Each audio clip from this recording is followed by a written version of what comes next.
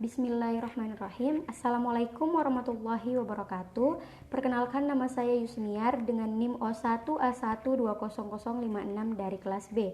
Akan mempresentasikan materi biokimia farmasi yang berjudul metabolisme karbohidrat. Apa itu metabolisme karbohidrat? Karbohidrat tersusun atas untaian atau polimer molekul glukosa. Karbohidrat merupakan sumber utama energi dan panas tubuh. 3 disakarida yang sangat penting bagi manusia adalah yang pertama sukrosa, yaitu glukosa dan fruktosa, yang kedua laktosa, yaitu glukosa dan galaktosa, dan yang ketiga yaitu maltosa atau glukosa dan glukosa. Pati yang terdapat di biji-bijian seperti gandum, nasi, barley, dan tumbuhan lain seperti kentang dan jagung terdiri dari banyak unit glukosa yang terikat oleh ikatan glikosidik. Gula adalah sumber energi yang penting bagi tubuh dan satu-satunya sumber energi bagi otak. Hati adalah tempat metabolisme karbohidrat di mana regulasi penyimpanan dan produksi glukosa berlangsung. Hati merupakan satu-satunya organ yang mengandung glukosa kinase. Poin yang kedua yaitu glikolisis. Glukosa di dalam sitoplasma akan dipecah secara enzimatis menjadi asam pirofat dengan menghasilkan 2 mol ATP. Proses ini disebut respirasi anaerob. Ada 2 jalur, yaitu jalur yang pertama jalur Embden-Meyerhof dan yang kedua heksosa monoposfat. Jalur Embden-Meyerhof ini pemecahan glukosa menjadi pirufat yang menghasilkan energi sebesar 8 ATP dan laktat atau anaerobik yang menghasilkan energi sebesar 2 ATP. Yang kedua heksosa monoposfat atau lintasan pentosa fosfat, jalur alternatif untuk metabolisme glukosa. Lintasan ini tidak menghasilkan ATP. Glikolisis anaerob. Saat tidak ada oksigen yang cukup, energi dapat dilepas dalam jumlah kecil melalui glikolisis anaerob yang juga dikenal dengan fermentasi pada tumbuhan, jamur, dan bakteri karena konversi glukosa menjadi pirufat tidak membutuhkan oksigen. Selama glikolisis anaerob, sebagian besar asam pirufat diubah menjadi asam laktat yang berdifusi dengan cepat keluar dari sel menuju cairan ekstraseluler. Ketika oksigen tersedia lagi, asam laktat ini dapat diubah kembali menjadi glukosa.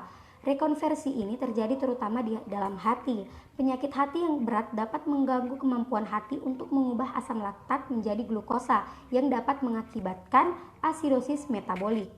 Poin yang ketiga, apa itu glikogenesis? Glikogenesis merupakan suatu proses anabolik dalam membentuk glikogen untuk menyimpan glukosa ketika kadar glukosa dalam darah tinggi seperti sesudah makan.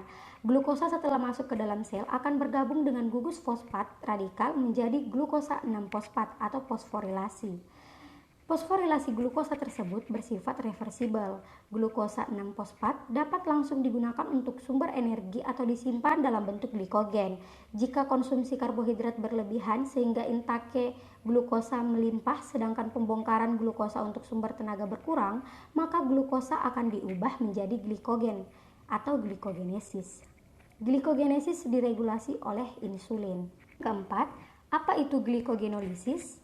Pada saat seseorang berpuasa atau sedang melakukan aktivitas seperti latihan olahraga atau bekerja, yang berlebihan akan menyebabkan turunnya kadar glukosa darah menjadi 60 mg per 100 ml darah. Keadaan ini akan memacu hati untuk membataskan glukosa dari pemecahan glikogen yang disebut proses glikogenolisis. Glikogenolisis dirangsang oleh hormon glukagon dan adrenalin.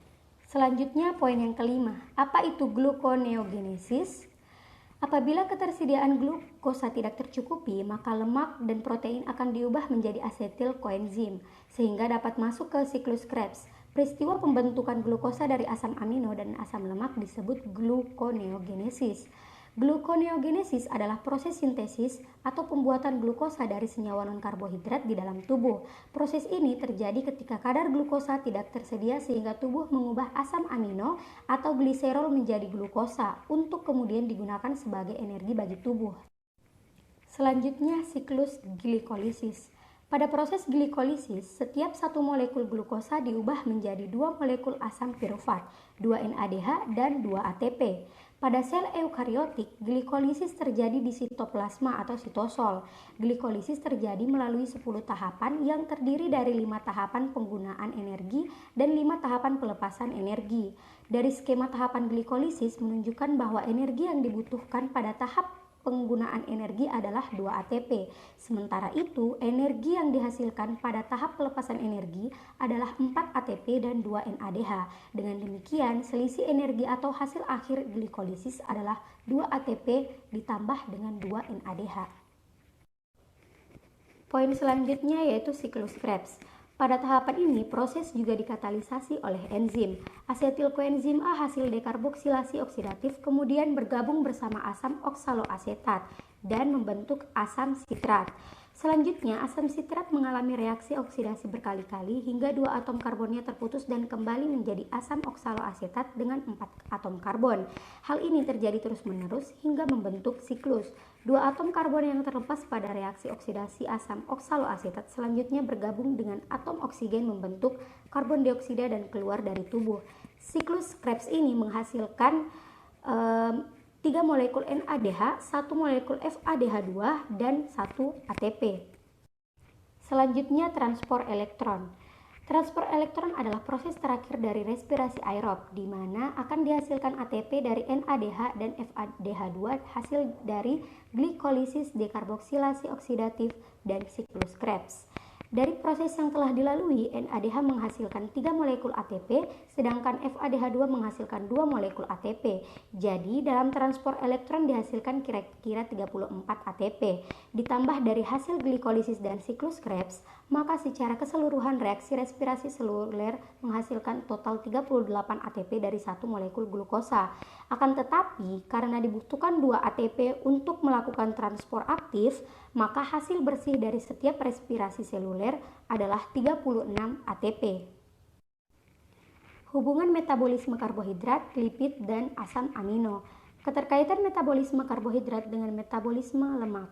Hasil akhir pencernaan lemak yang berupa gliserol akan memasuki jalur metabolisme karbohidrat melalui reaksi antara glukosa dan pirufat.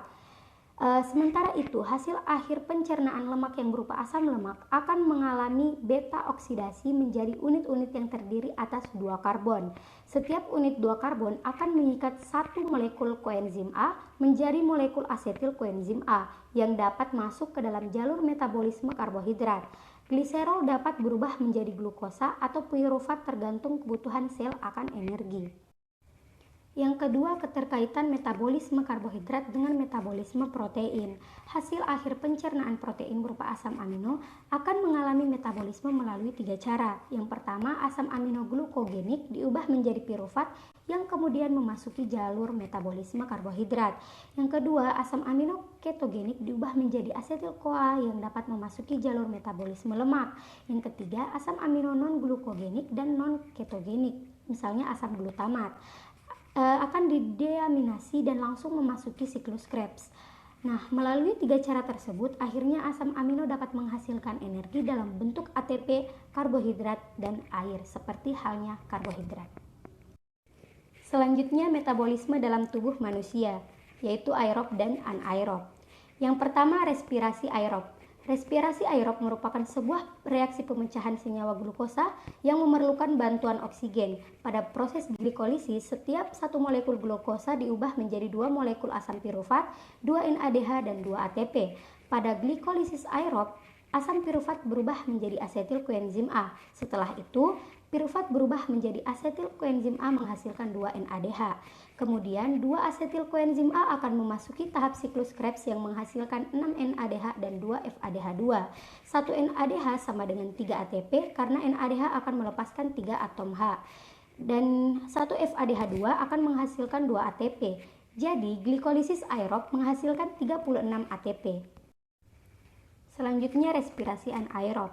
Pada proses glikolisis, kondisi pirufat bergantung pada ketersediaan oksigen dalam sel.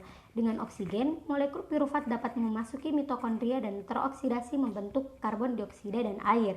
Tapi ketika tidak ada oksigen, pirufat kemudian diubah menjadi etanol atau asam laktat. Proses tersebutlah yang akan dinamakan dengan respirasi anaerob. Pada respirasi anaerob, tahapan yang ditempuh meliputi tahapan glikolisis, di mana 1 molekul glukosa akan diuraikan menjadi asam pirufat, NADH, dan 2 ATP, pembentukan alkohol atau fermentasi alkohol, dan pembentukan asam laktat atau fermentasi asam laktat. Akseptor elektron terakhir bukan oksigen, tetapi senyawa lain seperti alkohol, asam laktat. Energi ATP yang dihasilkan sekitar 2 ATP. Demikian presentasi dari saya, kurang lebihnya mohon dimaafkan. Terima kasih. Wabillahi taufiq wal hidayah. Wassalamualaikum warahmatullahi wabarakatuh.